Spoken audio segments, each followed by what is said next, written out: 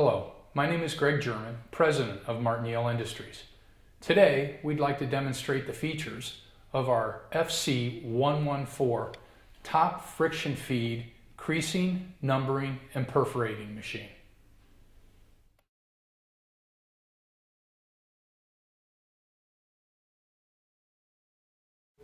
Each individual rail is adjustable for the skew in the paper or in a perf or in the crease by unlocking here and making your adjustments on the side. You can bring it in one way or turn it out completely to the other depending on which way the skew is going. After you're done, lock the rail by unlocking here and making your adjustments, which will turn the rail out or bring the rail in to accommodate for the skew. After you're done, lock the lock on top again. By adjusting these rails, we can unlock here, make our adjustment to move that rail away from the edge of the sheet, lock in place, unlock the other rail, adjust so that it is now squared to the first rail that we made the adjustment to, lock in place, and our rails are now squared. This is our micro skew adjustment, which allows us to move both rails over at exactly the same time without having to readjust each rail individually. You will first start by unlocking here and then turning this knob here in the center, and that moves both rails over at exactly the same time. You can move in either direction as much as 50 centimeters. After you're done with your adjustment, you'll come back to the lock and turn this down until it's against the block and lock it in place. This is a top feed machine, which means it has to pull from the top of the stack, which means the stack has to be fanned out so that the top sheet, the stack has to be dropped in underneath and slid underneath the blue rollers and then dropped into the feed rails. Here we're demonstrating the different modes of the FC114 friction machine. First we'll start with perf mode. It moves directly to the run screen with paper in the machine. You'll just push run and it will be ready to go.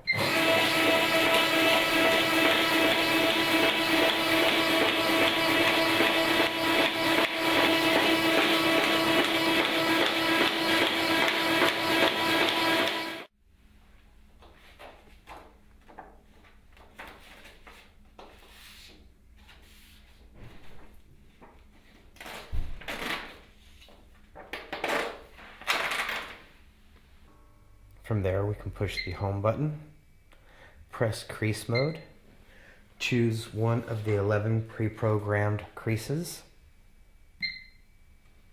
put a sheet in the machine, push start measure, accept, and you're ready to run.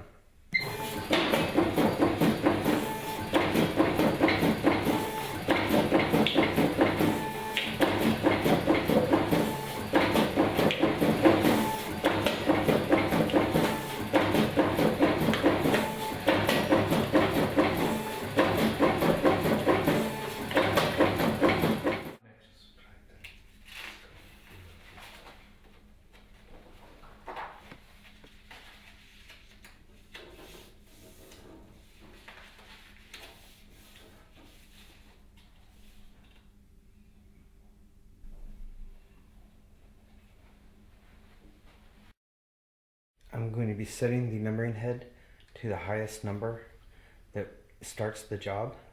So here we are using 5,000 as our starting number. So using the wheel pick, I will push each wheel over until I get 5 there and zeros in the other locations.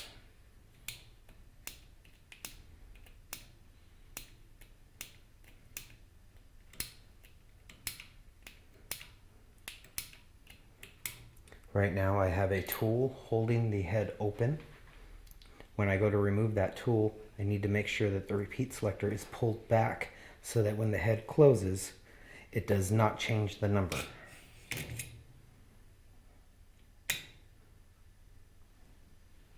Then we will put the ink cartridge back in place.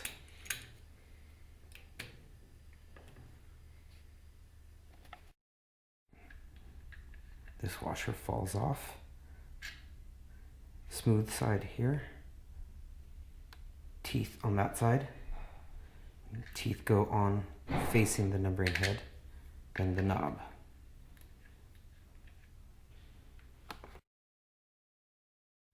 Not really. It will just slide into place until the screw hits, and then tighten this in place. And we may want to do that again because I spit on the block bracket.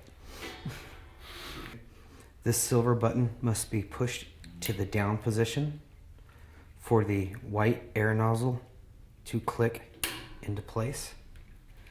Then the black electrical cord, you will put it in place and turn it until it drops and screw it down. I'll be unlocking the block bracket that allows for adjustments. And it's just by turning these two screws a little bit so that that bracket can move.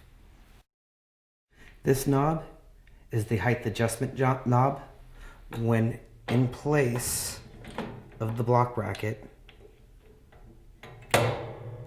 when you turn it clockwise, it raises the numbering head. Counterclockwise, lowers the numbering head. To adjust the head to tilt it this direction or to tilt it this direction to level the number, you need to unlock this screw and tilt the head that way or this way to level the numbering head.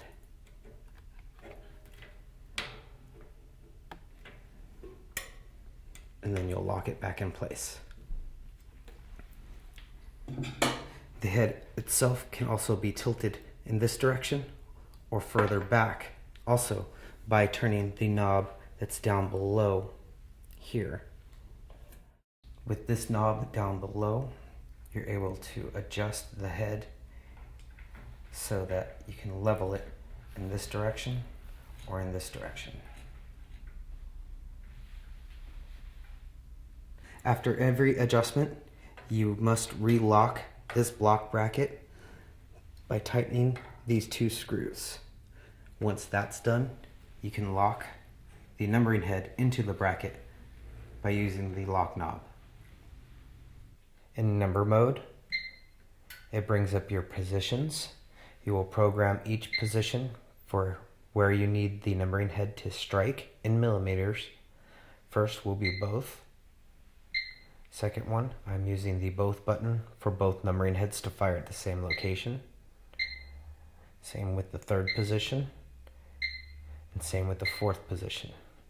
We will press accept, and there we can press run.